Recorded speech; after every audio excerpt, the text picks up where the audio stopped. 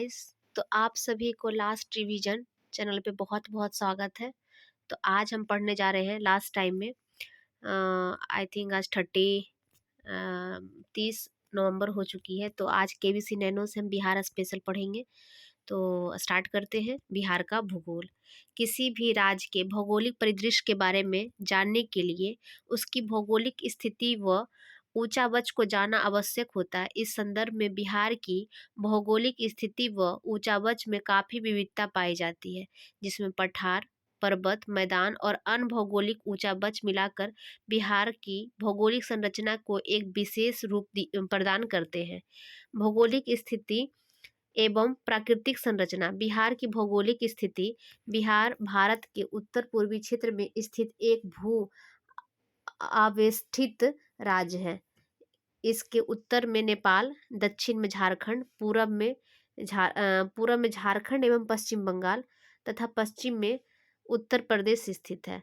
बिहार राज्य का भौगोलिक विस्तार 24 डिग्री 20 मिनट 10 सेकेंड उत्तरी अक्षांश से 27 डिग्री 31 मिनट 15 सेकेंड उत्तरी अक्षांश तक। तो मतलब कि इसको घटा के हम कितना देख सकते हैं। 27 और 24 में 3 का अंतर हो गया और उधर 11 का अंतर हो गया और उधर 5 का।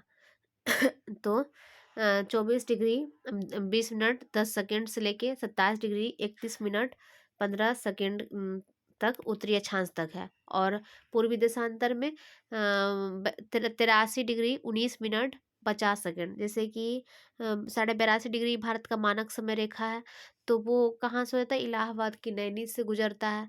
तो बिहार थोड़ा हो जाता है उसके पूरब साइड में। तो इस यहाँ इधर क्या कितना ले लेंगे? 83 डिग्री 19 मिनट 50 सेकेंड पूर्वी देशांतर से 88 डिग्री 17 मिनट 40 सेकेंड पूर्वी देशांतर के मध्य है।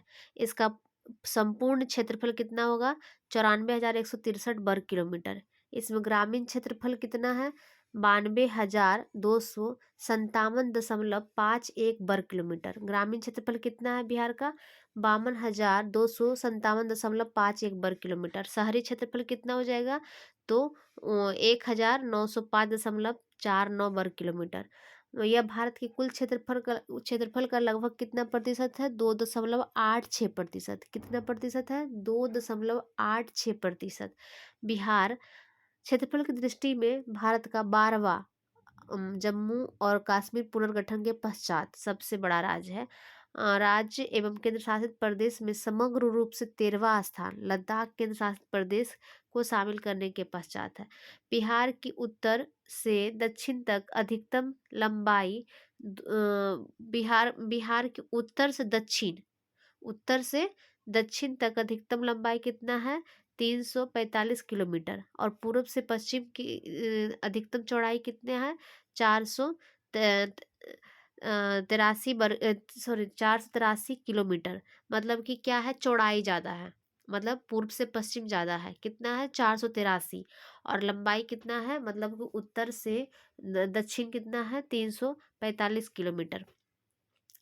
समुद्री तट से बिहार की दूरी लगभग 200 किलोमीटर। समुद्र तल से इस राज्य की ऊंचाई 143 फीट है तथा गंगा हुगली नदी मार्ग द्वारा समुद्र से जुड़ा है।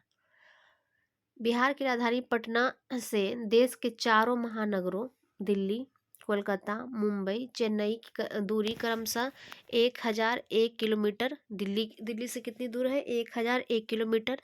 कोलकाता से 533 किलोमीटर। मुंबई से 1711 किलोमीटर। चेन्नई से 2366 किलोमीटर। बिहार के पूर्व में पश्चिम बंगाल, पश्चिम में उत्तर प्रदेश, उत्तर में नेपाल और दक्षिण में झारखंड राज्य है। और इसमें दिया है बिहार की सीमावर्ती जिले। झारखंड कितने जिला से टच करता है? 8 जिला से। कौन कौन से? रोहतास, औरंगाबाद, गया, नवादा, जमुई, बांका, भागलपुर, कटिहार। फिर से एक बार पढ़ते हैं। झारखंड कितने जिले से टच करता है? 8 जिले से। बिहार के 8 जिले से कौन कौन? रोहतास, औरंगाबाद, गया, नवादा, जमुई, बांका, भागलपुर, कटिहार। और नेपाल है जो बिहार के कितने जिले से टच करता है? 7 जिला से।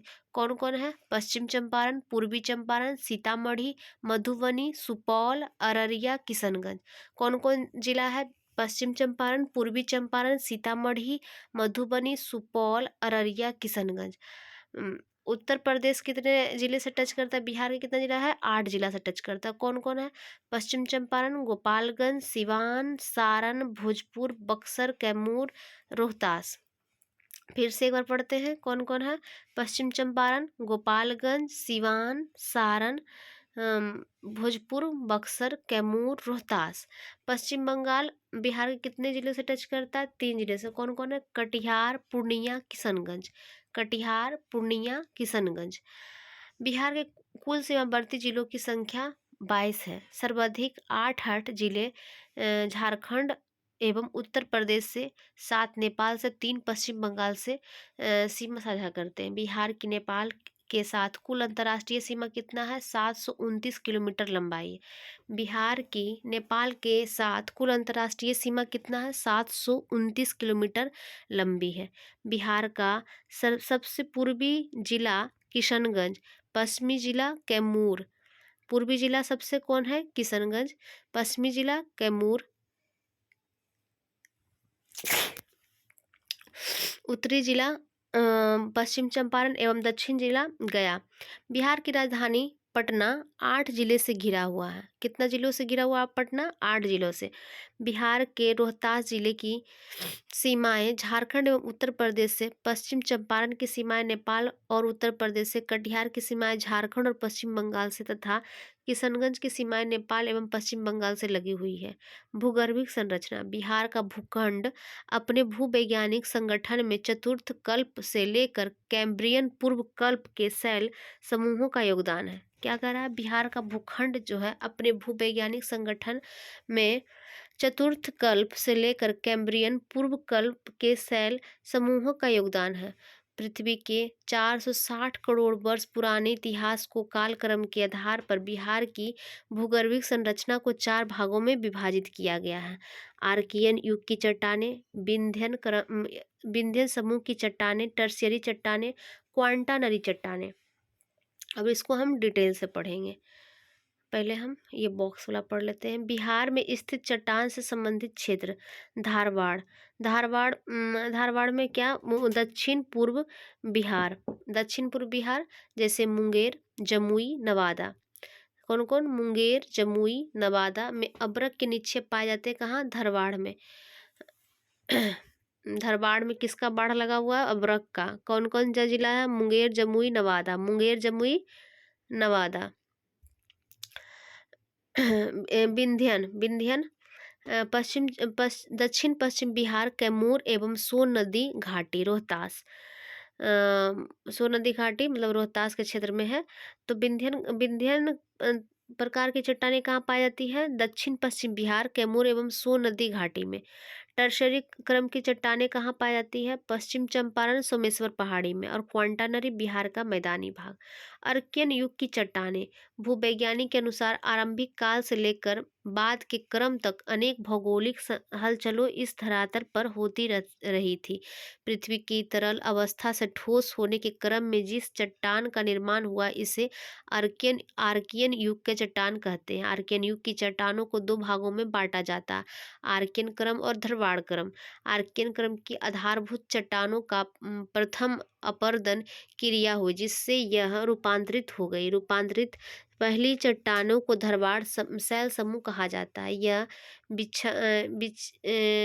विच्छनन रूप में पाई जाती है। इसका नामकरण कर्नाटक राज्य के धरवाड़ जिले के नाम पर हुआ है।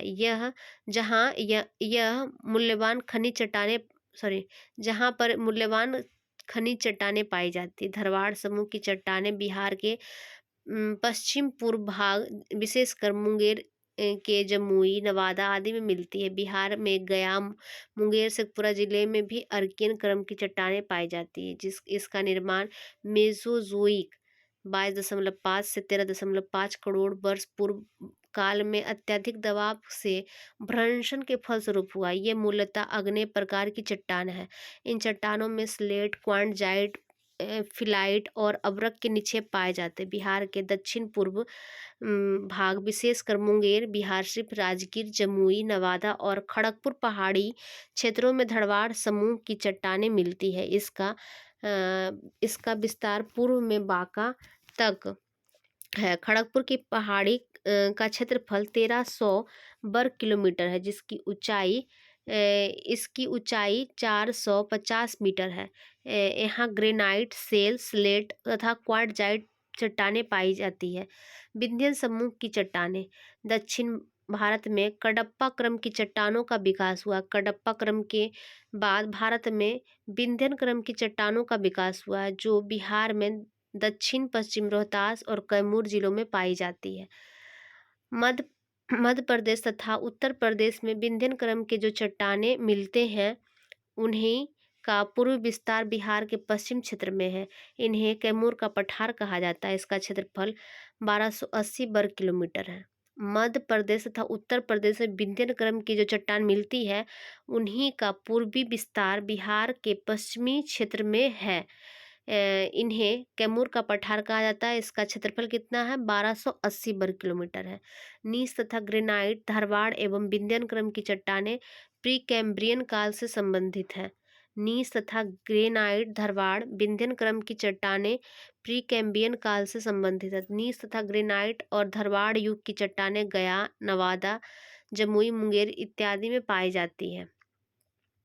कैमूर पठार प्राचीन अपसादी सूक्ष्म कणीय बालुकासम चट्टान, फ्लैट चट्टान, बालुआई गाद चट्टान, चूना पत्थर, क्वार्टजाइट, ब्रेसिया परसेलेनाइट चट्टानों से निर्मित है। यहाँ चूना पत्थर, पायराइट, कांच निर्माण से उपयुक्त बालू और पत्थर पाए जाते हैं। रोहतास तथा कैमूर जिलों में सोन घाटी के बीच चूना तथा बालू पत्थर पाए जाते हैं। बिहार में चूना पत्थर का यह एकमात्र स्रोत है। विंध्यन चट्टानों से प्राप्त होने वाला बालुआ पत्थर इस तथ्य का द्योतक है कि जिन निक्षेपों से इनकी रचना हुई है, वे छिछले सागर में जमा हुए थे। विंध्यन समूह की चट्टानों को दो भागों में विभाजित किया जाता है। पहला, निम्न विंध्यन समूह की चट्टानें और दूसरा, ऊपरी विंध्यन चट्टानें समूह। निम्न विंध्यन समूह की चट्टानें, भूगर्भ शास्त्रियों का मत है कि यह चट्टानें बड़ी नदियों के मुहानों के निकट जमे हुए पदार्थों से बनी है। बिहार में निम्न विंध्यन के अंतर्गत सेमरी क्रम की चट्टानें आती है। यह ऊपरी रोहतास जिला में पाया जाता है। यह चूना पत्थर का प्रमुख स्रोत है। ऊपरी विंध्यन समूह की चट्टानें यह प्रायः नदियों की घाटी में एकत्र होने वाली निक्षेपों से बनी है। इसमें बालू पत्थर, क्वार्टजाइट, कांग्लोमरेट आदि चट्टानें प्रमुख है। यह कैमूर और रोहतास जिले में सोन घाटी के बीच में स्थित है। रोहतास के आमझौर एवं बंजारी में पायराइट की 60 से 90 सेंटीमीटर मोटी तह पाई जाती है। इसका उपयोग सल्फ्यूरिक अम्ल बनाने में किया जाता है। इस खनिज के उत्पादन में बिहार अग्रणी राज्य है, जहां देश का 75% पायराइट उत्पादन किया जाता है। इस समूह की चट्टानों का प्रयोग सासाराम, आगरा, दिल्ली तथा जयपुर में निर्मित ऐतिहासिक स्मारकों तथा सारनाथ, सांची के बौद्ध स्तूपों के निर्माण में किया गया है। टर्सरी चट्टानें। टर्सरी युग अथवा क्रम में हिमालय का उत्थान हुआ था। इस अवधि को तृतीय महाकल्प कहा जाता है। इसी काल में विश्व का सबसे नवीन मोड़दार पर्वत हिमालय का निर्माण हुआ था। हिमालय पर्वत का निर्माण 3 चरणों में संपन्न हुआ था। इयोसीन काल खंड, ओलिगोसीन कालखंड, मायोसीन कालखंड। हिमालय के दूसरे तथा तीसरे उत्थान के क्रम में बिहार के उत्तर पश्चिम भाग में शिवालिक श्रेणी का निर्माण हुआ। यह हिमालय पर्वत श्रेणी का दक्षिणी भाग है, जो बिहार के चंपारण जिला के उत्तरी सीमा के सहारे विस्तृत है। इसे 160 मीटर की समोच्च रेखा मैदान से अलग करती है। इसकी ऊंचाई 250 से 800 मीटर के बीच है। पूर्णिया जिले में शिवालिक का हिस्सा दिखाई देता है, जिसकी चट्टानें टर्शरी युग के अंतिम चरण में निर्मित हुई थी। यह मुख्यतः अपसादी चट्टानें है। इस चट्टानों में प्रमुख रूप से कांग्लोमेरेट चट्टान, बालू, पत्थर, बोल्डर तथा तेथिस सागर के अवसाद से निर्मित पेट्रोलियम एवं प्राकृतिक गैस का संचित भंडार पाया जाता है। क्वांटानरी चट्टानें प्लीस्टोसीन काल के अंतिम चरण में शिवालिक उत्थान के बाद हिमालय और छोटा नागपुर पठार के मध्य एक विस्तृत सिंधु गंगा द्रोणी का निर्माण हुआ, जिससे गंगा का मैदान का निर्माण हुआ। बिहार का मैदानी भाग, जो बिहार के कुल क्षेत्रफल का 95% है, यह प्लीस्टोसीन तथा आधुनिक युग की चट्टानें पाई जाती है, जिसे क्वांटानरी संरचना के अंतर्गत रखा जाता है। बिहार का सबसे बड़ा भौतिक भाग गंगा का मैदान है, जो टर्शरी काल के शिवालिक तथा पूर्वी कैम्ब्रियन काल के आर्कियन पठारी धरातल के बीच देखा जाता है। इसका निर्माण तेथिस भूसंनति के अंतर्गत नदियों के निक्षेपण द्वारा निर्मित हुआ है। यह मैदान जलोढ़, बालू, बजरी पत्थर और कांग्लोमरेट से बनी चट्टानों से निर्मित है। बिहार के गंगा के मैदान में जलोढ़ मिट्टी दिखाई देती है। यह प्लीस्टोसीन काल से ही निक्षेपित होती चली आ रही है। इस भाग में प्रति वर्ष बाढ़ आती है और नवीन जलोढ़ मिट्टी का निक्षेपण होता है। 25 डिग्री उत्तरी अक्षांश से उत्तर की ओर की तरफ जलोढ़ की उच्चतम गहराई देखी जाती है। इस क्षेत्र में आधार चट्टान के ऊपर जलोढ़ 100 मीटर से लेकर 700 मीटर तक गहरे हैं, जबकि 25 डिग्री उत्तरी अक्षांश से दक्षिण तथा 86 डिग्री देशांतर के पश्चिम में स्थित गंगा के मैदान में जलोढ़ की गहराई अपेक्षाकृत कम है। प्लीस्टोसीन काल में राजमहल तथा शिलांग पठार का मध्यवर्ती भाग धंस जाने पर गंगा नदी बंगाल की खाड़ी की ओर प्रवाहित होने लगी। भूगर्भिक संरचना का इतिहास से पता चलता है कि बिहार में प्राचीनतम चट्टानों से लेकर नवीनतम चट्टानों तक पाई जाती है। बिहार का जलोढ़ मैदान संरचनात्मक दृष्टि से नवीनतम संरचना है, जबकि उच्च बिहार मूल रूप से विंध्यन चट्टान समूहों से निर्मित है, जो एक प्राचीन संरचनात्मक इकाई है। इसके एक और हिमालय की शिवालिक श्रेणी स्थित है, जो दूसरे ओर प्रायद्वीपीय पठार के भूभाग है। इन दोनों के बीच गंगा के मध्यवर्ती मैदान स्थित है। राज्य का संकीर्ण पठारी भाग प्रायद्वीपीय पठार का उत्तर पूर्वी निकला हुआ भूभाग है, जिसका संरचनात्मक संबंध प्राचीनतम भूखंड गोंडवाना से है। इस प्रकार भूगर्भिक संरचना की दृष्टि से बिहार का दक्षिणी भाग सबसे पुराना है। संपूर्ण बिहार के मैदानी भागों में जलोढ़ की गहराई एक समान नहीं पाई जाती है। गंगा के दक्षिणी भाग में जलोढ़ की गहराई पहाड़ियों के निकट अपेक्षाकृत कम पाई जाती है, जबकि पश्चिम की ओर बढ़ने पर इसकी गहराई बढ़ती है। गंगा के दक्षिणी भाग में सबसे गहरे जलोढ़ बेसिन बक्सर तथा मोकामा के बीच पाए जाते हैं। गंगा के दक्षिणी भाग में सबसे गहरे जलोढ़ बेसिन बक्सर तथा मोकामा के बीच पाए जाते हैं।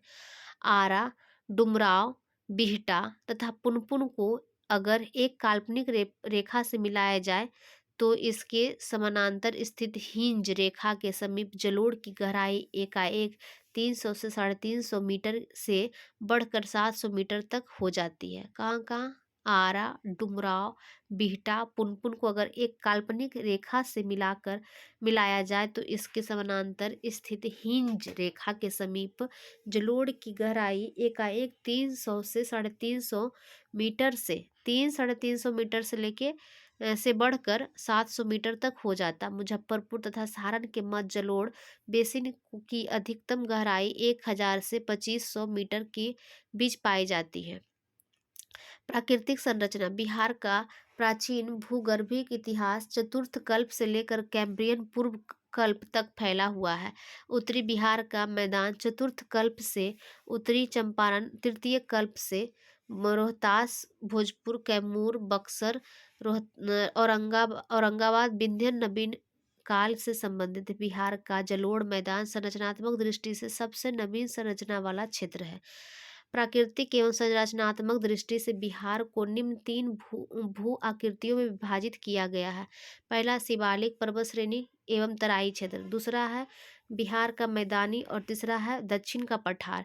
शिवालिक पर्वत श्रेणी एवं तराई क्षेत्र बिहार के उत्तर पश्चिम भाग में स्थित पश्चिम चंपारण जिले के उत्तरी भाग में स्थित शिवालिक पर्वत श्रेणी का विस्तार 932 वर्ग किलोमीटर क्षेत्र में है। इस पूरे क्षेत्र का विस्तार 586 किलोमीटर है।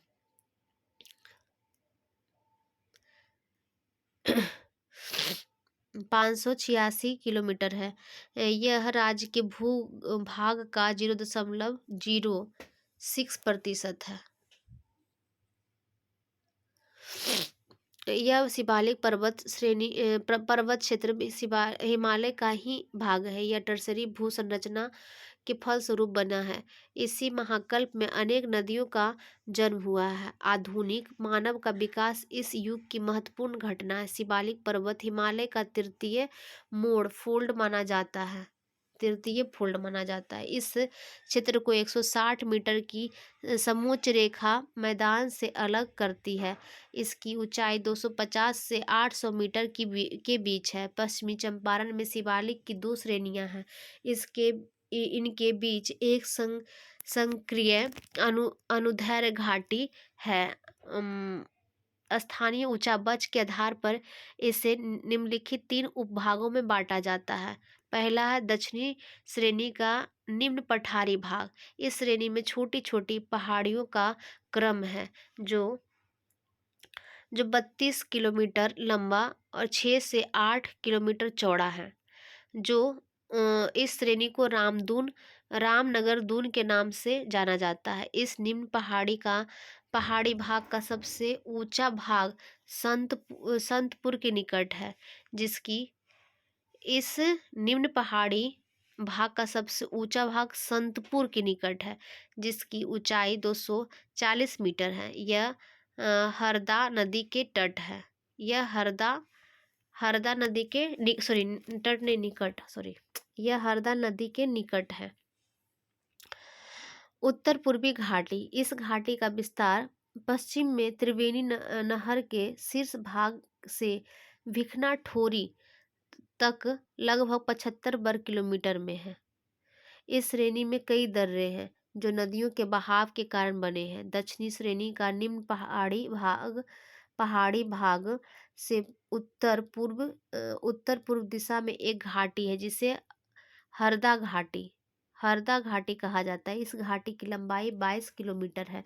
समुद्र तल से इस घाटी की ऊंचाई लगभग 152 मीटर है। यह घाटी जलोढ़ मैदान का ही एक हिस्सा है। सोमेश्वर की श्रेणी। इस श्रेणी का विस्तार पश्चिम में त्रिवेणी नहर के निकट से आरंभ होकर पूर्व में भिखना ठोरी दर्रे तक लगभग 74 किलोमीटर लंबा है। इसका शीर्ष भाग बिहार और नेपाल के बीच सीमा के रूप में है। बिहार में इसकी औसत चौड़ाई 5 से 6 किलोमीटर है।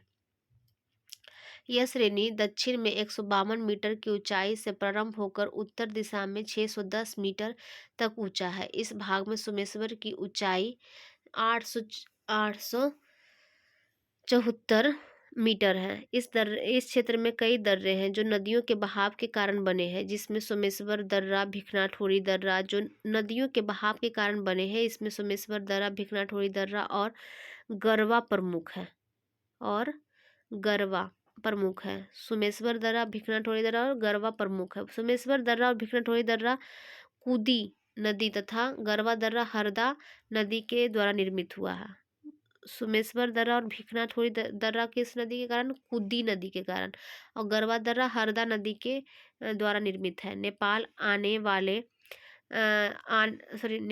आने जाने के लिए इस दर्रे का उपयोग किया जाता है। इस भाग का निर्माण परतदार चट्टानों, बलुआ पत्थर, बजरी तथा अन्य स्फटिक कणों से हुआ है। ये मुलायम चट्टानें। बिहार का मैदान, यह 90,650 वर्ग किलोमीटर में विस्तृत है, जो बिहार के कुल क्षेत्रफल के 96.27% है। बिहार का यह मैदान विशाल मैदान उत्तरी पर्वतीय प्रदेश और दक्षिणी प्रदेश के बीच फैला है। यह मैदान गंगा एवं उसकी सहायक नदियों द्वारा लाई गई जलोढ़ मिट्टी से निर्मित है। मैदानी भाग मध्यकालीन अवसादी निक्षेपों से निर्मित है और इसकी संरचना सरल है। गंगा नदी के दक्षिणी भाग में सपाट मैदान है और मैदान में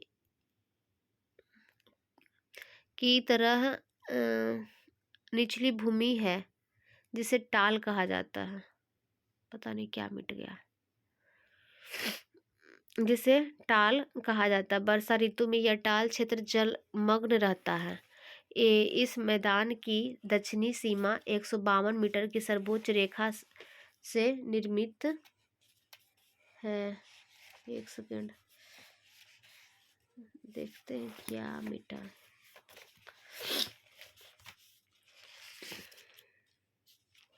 पेज नंबर, सॉरी,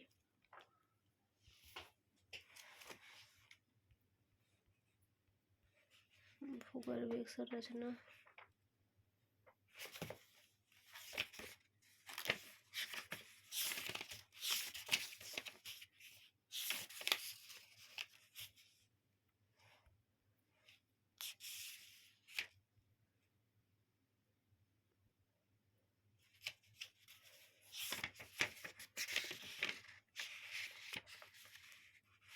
क्वांटनरी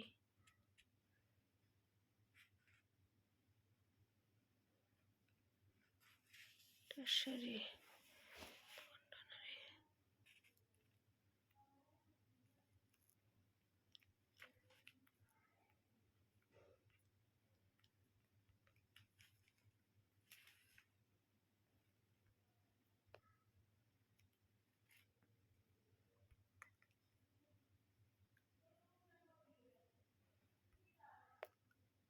हाँ, बिहार का मैदान, बिहार का मैदान में क्या? अच्छा, गंगा नदी के दक्षिण भाग में सपटा मैदान है और मैदान में चौर की तरह, सॉरी चौर लिखा हुआ वहाँ पे, तो गंगा नदी के दक्षिण भाग में सपटा मैदान है और मैदान में चौर की तरह ही निचली भूमि है जिसे टाल कहा जाता है। वर्षा ऋतु में यह टाल क्षेत्र जलमग्न रहता है। इस मैदान की दक्षिणी सीमा 152 मीटर की समोच्च रेखा से निर्मित है। गंगा के मैदानी क्षेत्र का ढाल सर्वत्र एक समान एवं सीधा है। गंगा की मैदानी क्षेत्र का ढाल सर्वत्र एक समान एवं सीधा है, जो 6 सेंटीमीटर प्रति किलोमीटर है। भूतल से इसकी औसत ऊंचाई 60 मीटर से 120 मीटर के मध्य। हालांकि इसकी औसत गहराई 1000 मीटर से 1500 मीटर के मध्य है, परंतु कहीं कहीं इसके अधिक गहराई भी पाए इसमें इससे अधिक गहराई भी पाई जाती। निर्धारण 165 मीटर की कंटूर लाइन द्वारा। गंगा नदी इस मैदान को 2 भागों में विभक्त करती है, गंगा का उत्तरी मैदान और गंगा का दक्षिणी मैदान।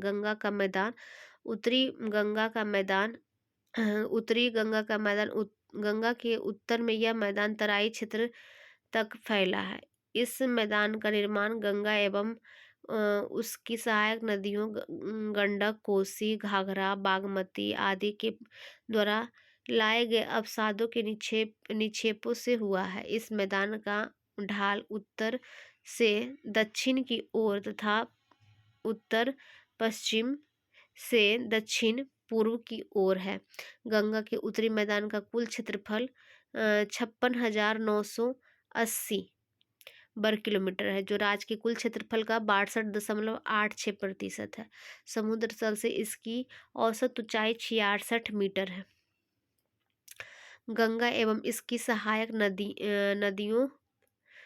नदियों ने इस क्षेत्र को अनेक द्वीपों से वर्गीकृत कर दिया है, जैसे कि घाघरा गंडक द्वीप, गंडक कोसी द्वीप और कोसी महानंदा द्वीप।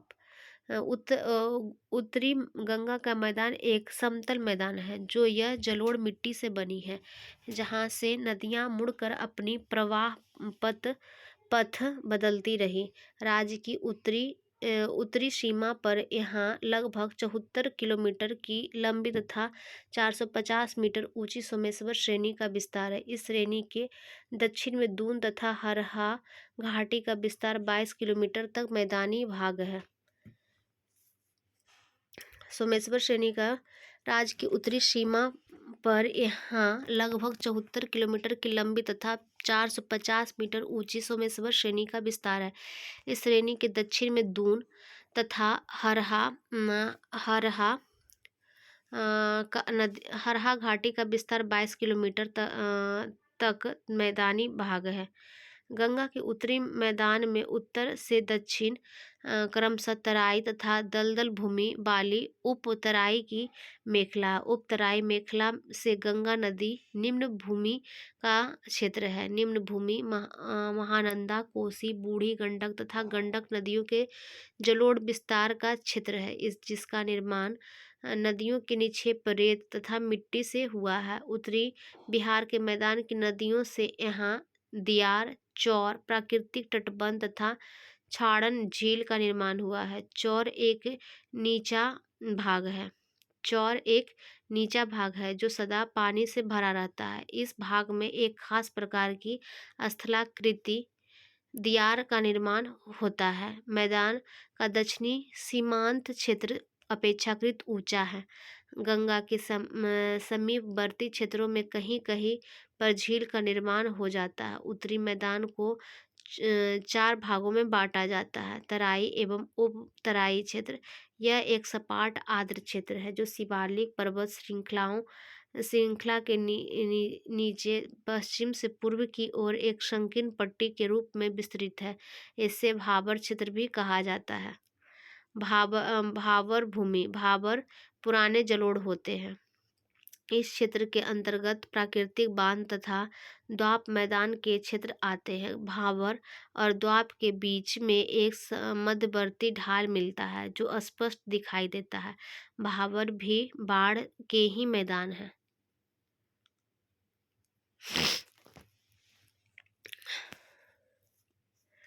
खादर। यह नवीन जलोढ़ का विस्तृत क्षेत्र है जिसका विस्तार गंडक और कोसी नदी के बीच। यह क्षेत्र प्रत्येक वर्ष बाढ़ प्रभावित होता है। जिन नदियों में बाढ़ प्रत्येक वर्ष आती है वहाँ नदियों के किनारे पर खादर का मैदान विकसित होता है। यह भूमि बहुत उपजाऊ होती है।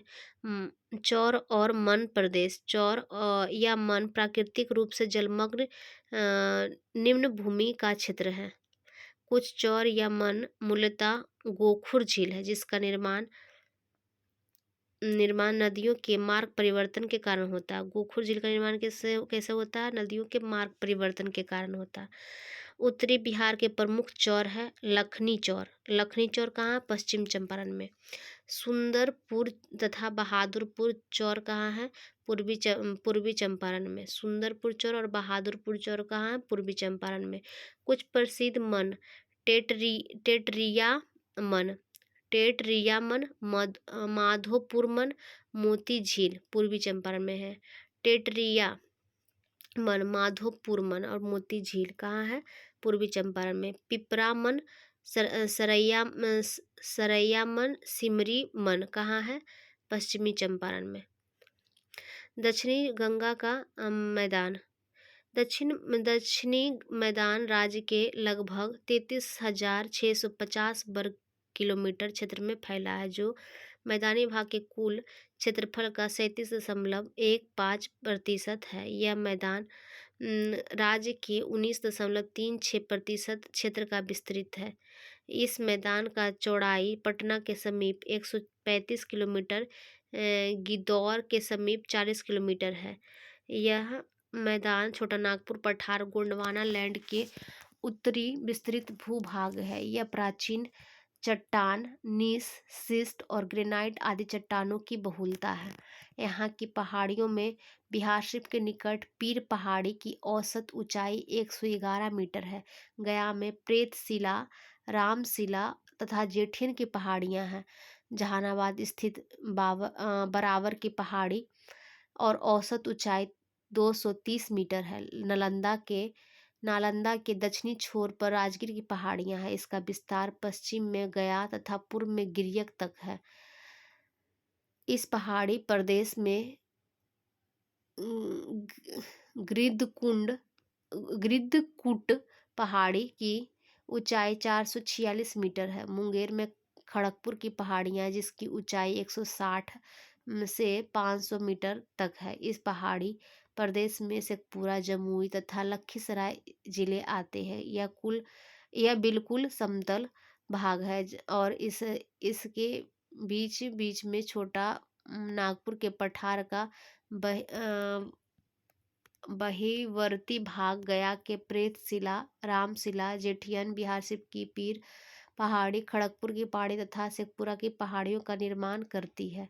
छोटा नागपुर के पठार से गंगा नदी की ओर प्रवाहित होने वाली नदियों के द्वारा लाई गई जलोढ़ मिट्टी के से मैदान का निर्माण हुआ। इस मैदान की प्रमुख नदियां सोन, पुनपुन, फल्गु, पैमार, क्यूल, मान आदि। इसके निक्षेपण के द्वारा ऊंची भूमि का निर्माण हुआ है जिसे प्राकृतिक तटबंध कहते हैं। प्राकृतिक तटबंध की रुकावट के कारण दक्षिण की ओर से आने वाली नदियां गंगा के समानांतर पूर्व की ओर बहती है और गंगा में मिल जाती है। बरसात के मौसम में इन सभी नदियों का जल बख्तियारपुर से क्यूल तक तटबंध रेखा के दक्षिण में स्थित निम्न भूमि पर फैल जाती है जिससे एक विशाल जलमग्न क्षेत्र का निर्माण हो जाता है। यह भाग ताल क्षेत्र कहलाता है जिसका विस्तार पटना से मोकामा के बीच है। यह इस क्षेत्र के प्रमुख टाल बढ़िया टाल, मोकामा टाल, सिंघौल टाल, मोर टाल आदि टाल क्षेत्र के दक्षिण में बढ़ती ऊंचाई वाला मैदानी भाग स्थित है जो मैदान और पठार का संगम स्थल बनाता है। इसका ढाल दक्षिण से उत्तर की ओर लेकिन गंगा नदी द्वारा अपने दक्षिणी किनारों पर प्राकृतिक कगार का निर्माण किए जाने के कारण कगार के आसपास ढाल दक्षिण की ओर है जिस कारण दक्षिण बिहार की नदियां गंगा से सीधे ना मिलकर उसके समानांतर प्रवाहित होती हुई गंगा में मिलती है जो पीनेट प्रवाह कहलाती है। जो पीनेट प्रवाह प्रणाली का उदाहरण जो पीनेट प्रवाह प्रणाली का उदाहरण है। एक बार फिर से पढ़ते। इसका ढाल दक्षिण से उत्तर की ओर है लेकिन गंगा नदी द्वारा अपनी दक्षिणी किनारे पर प्राकृतिक कगार का निर्माण किए जाने के कारण कगार के आसपास ढाल दक्षिण की ओर है जिस कारण दक्षिण बिहार की नदियां गंगा के से सीधे ना मिलकर उसके समानांतर प्रवाहित होते हुए गंगा में मिलते जिसे पीनेट प्रवाह प्रणाली का उदाहरण। अच्छा, गंगा के दक्षिणी मैदान को मुख्यतः 3 भागों में बांटा जा सकता है। सोन गंगा द्वाप, मगध का मैदान और अंग का मैदान। सोन गंगा द्वाप यह सोन नदी के पश्चिम में स्थित है जहाँ टाल नहीं मिलता जिससे भोजपुर का मैदान कहा जाता है। मगध का मैदान यह सोन और क्यूल नदी के बीच स्थित है। अंग का मैदान क्यूल नदी से राजमहल की पहाड़ी तक विस्तृत है। यह मैदान की मिट्टी काप इस मैदान की मिट्टी काप है जो गहरी व चिकनी तथा या पीली दोमट। इस मैदान के दक्षिण में रेतीली मिट्टी है। इस मैदान के दक्षिण में रेतीली मिट्टी है।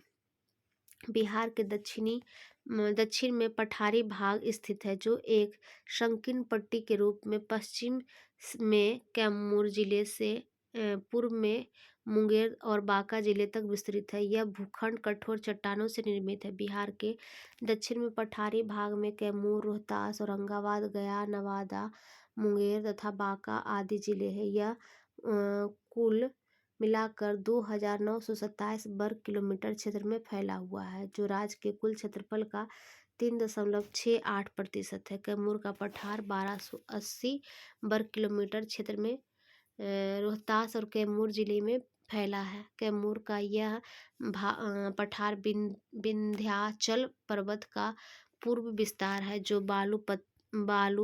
पत्थर, चूना पत्थर तथा सैल से निर्मित है। छोटा नागपुर के उत्तरी सीमानांतर क्षेत्र में स्थित खड़गपुर की पहाड़ी मुंगेर जिले में फैला हुआ है, जिसका विस्तार पूर्व में बांका तथा दक्षिण में जमुई तक है।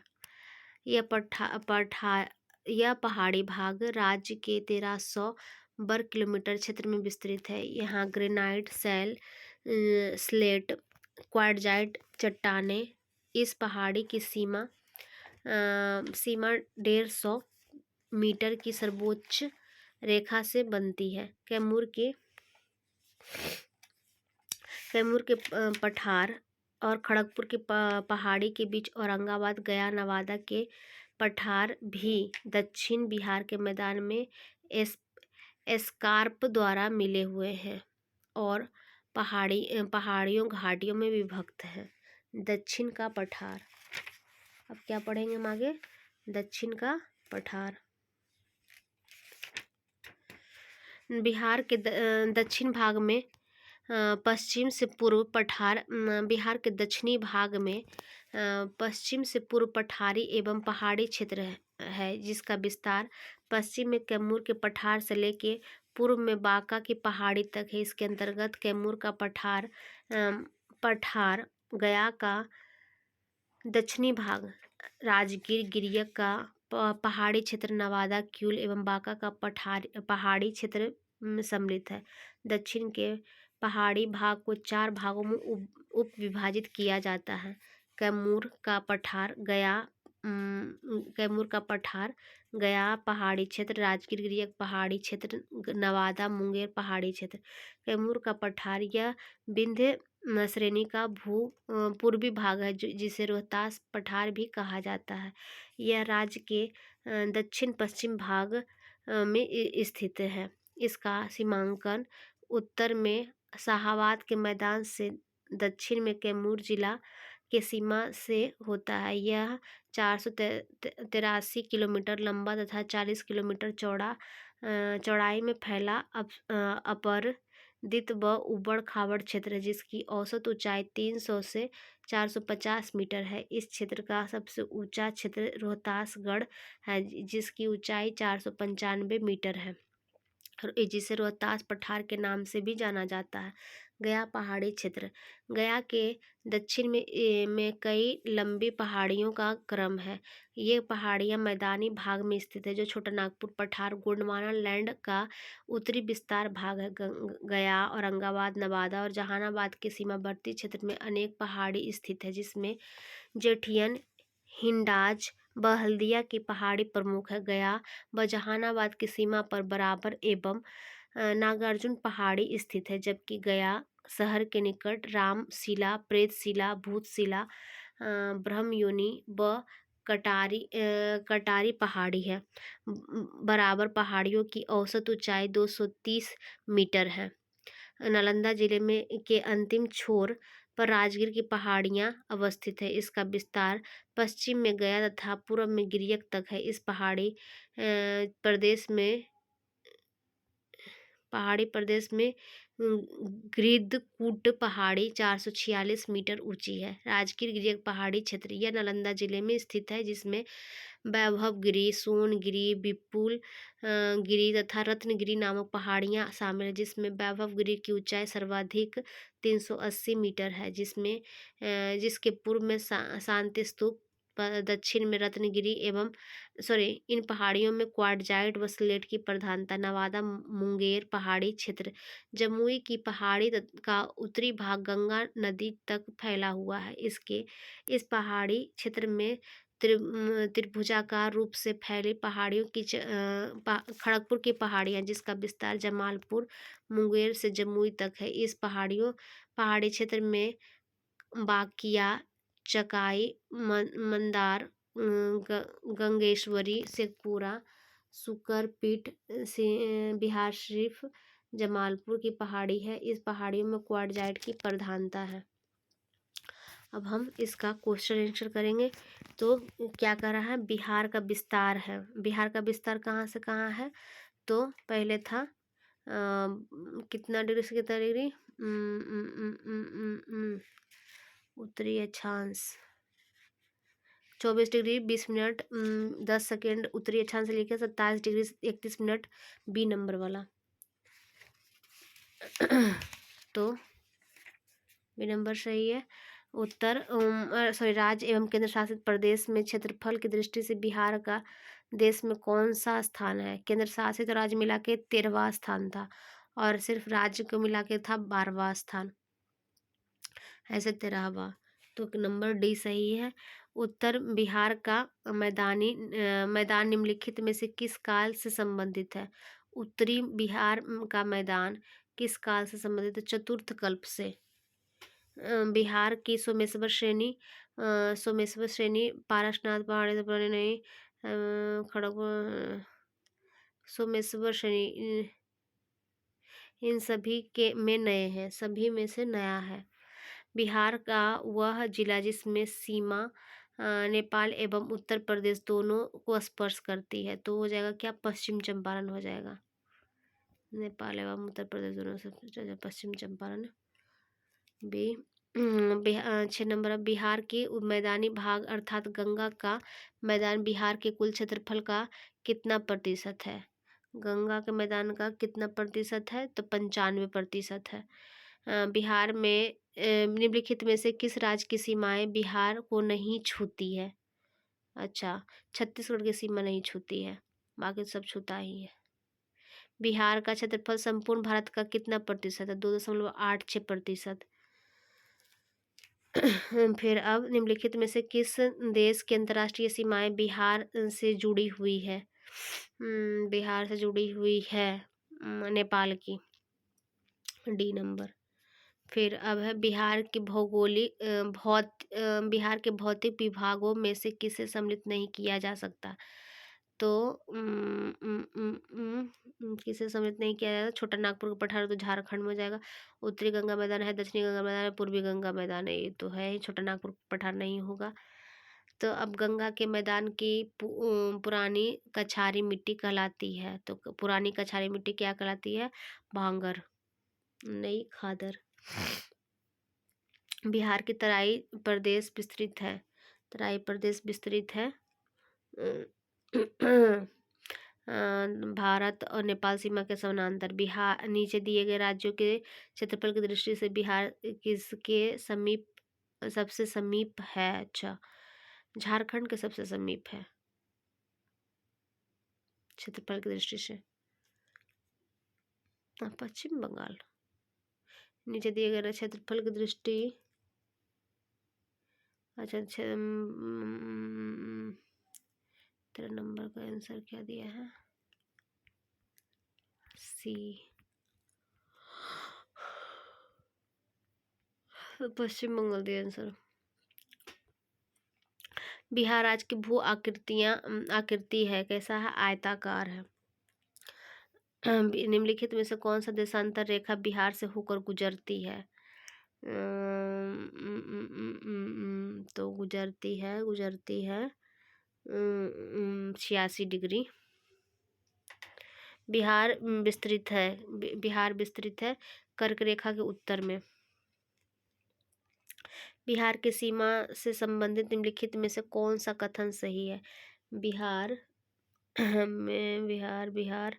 की सीमा को स्पर्श करने वाले भारत के राज्य की संख्या 3। बिहार देश में झारखंड, उत्तर प्रदेश एवं पश्चिम बंगाल बिहार राज्य की सीमा को स्पर्श करती, सही तो है। देश के झारखंड, उत्तर प्रदेश एवं पश्चिम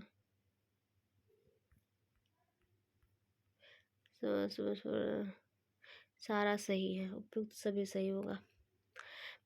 बिहार का वह जिला जो पश्चिम, इसका फिर से पढ़े। बिहार राज्य की सीमा को स्पर्श करने वाली भारत के राज्यों की सीमा के राज्यों की संख्या तीन है। उत्तर प्रदेश है, झारखंड है और पश्चिम बंगाल। देश में के झारखंड, उत्तर प्रदेश, पश्चिम बंगाल राज्य बिहार राज्य की सीमा को स्पर्श करती है।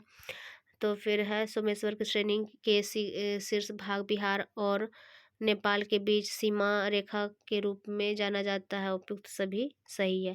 बिहार का वह जिला जो पश्चिम बंगाल एवं झारखंड दोनों को स्पर्श करती है। पश्चिम बंगाल एवं झारखंड दोनों को स्पर्श करती है तो वो हो जाएगी कटिहार। कटिहार। बिहार के उत्तरी भाग के मैदान का बिहार के उत्तरी गंगा के मैदानी भाग का निर्माण निम्नलिखित में से किसके द्वारा हुआ है? तो गंगा एवं उसकी सहायक नदियों के निक्षेप से, क्योंकि वो सब तीनों थी, सॉरी, सोन हो जाती नीचे, कोसी हो जाती ऊपर, नहीं। पुनपुन हो जाती है कि दक्षिण में, और घाघरा हो जाती है उत्तर में, नहीं। घाघरा एवं गंडक निक्षेप तो होगा ही। इससे बढ़िया आंसर क्या है? गंगा और उसकी सहायक नदियों के निक्षेप से। बिहार के उत्तर पश्चिम में स्थित हरहा उत्तर पश्चिम में स्थित हरहा नदी की घाटी को किस नाम से जाना जाता है? हरहा नदी घाटी के किस नाम से जाना जाता है? तो यह है दून घाटी। बिहार के उत्तरी मैदानी भाग से में पश्चिम से पूर्व की ओर बढ़ने पर द्वाप को सही क्रम से दर्शाएं। तो घाघरा गंडक द्वाप, गंडक कोसी द्वाप, कोसी महानंदा द्वाप। 1 2 3 हो जाएगा, 1 2 3 1 नंबर। गंगा नदी के दक्षिण भाग में फैले बिहार के क्षेत्रफल को किस नाम से जाना जाता है? गंगा नदी के दक्षिणी भाग में फैले बिहार के क्षेत्रफल को किस नाम से जाना जाता है? गंगा सोन द्वीप सही है। मगध क्षेत्र, अंग क्षेत्र, उपयुक्त सभी सही है। बिहार के दक्षिण में गंगा के मैदान में अवस्थित पहाड़ियां हैं। दक्षिण में धरवाड़, कालीन क्वार्टजाइट सही है। गोंडवाना वो भी सही है। उपयुक्त दोनों। डी नहीं है, ए है। बिहार के दक्षिण में गंगा के मैदान में बस पहाड़ियां हैं, धरवाड़, कालीन क्वार्टजाइट।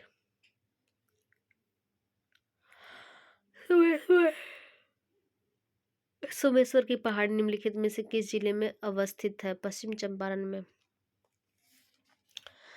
बिहार के उत्तर पश्चिम में अवस्थित पहाड़ियां, जिसे शिवालिक श्रृंखला भी कहा जाता है, जो है एक नवीन मोड़दार पर्वत। सी।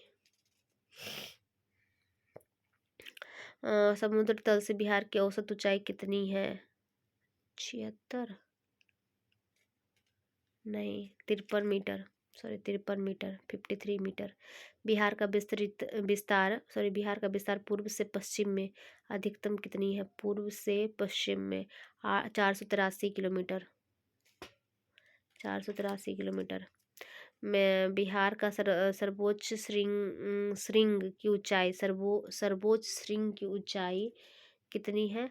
874 मीटर। कितना है? 874, 874 मीटर। निम्नलिखित में से बिहार का कौन सा भू आकृति खंड झारखंड के साथ अपनी सीमा साझा नहीं करता है? गंगा सोन विभाजन, गंग मैदान, मिथिला मैदान नहीं करता है, क्योंकि वो उत्तर बिहार में हो जाता है, उत्तरी बिहार में। बिहार का कुल क्षेत्रफल कितना? 94,163 वर्ग किलोमीटर। बी नंबर सही है। बिहार का उत्तर से दक्षिण तक लंबाई कितनी है? तो 345 किलोमीटर, मतलब 345 किलोमीटर। बिहार क्षेत्रफल की दृष्टि से बिहार का सबसे छोटा जिला कौन सा है? तो शिवहर हो जाएगा। बिहार का वह जिला जिसकी सीमा नेपाल एवं पश्चिम बंगाल दोनों से स्पर्श करती है, किशनगंज। D number. किसका शीर्ष भाग बिहार और नेपाल के सीमा रेखा के ऊपर में जाना जाता है? इसका शीर्ष भाग बिहार और नेपाल के बीच सीमा रेखा के रूप में, सॉरी से ऊपर नहीं से सीमा रेखा के रूप में जाना जाता है। तो ये जो हो जाएगा सोमेश्वर श्रेणी, सोमेश्वर श्रेणी। सही है। बिहार में दियारा भूमि कहा जाता है। जलोढ़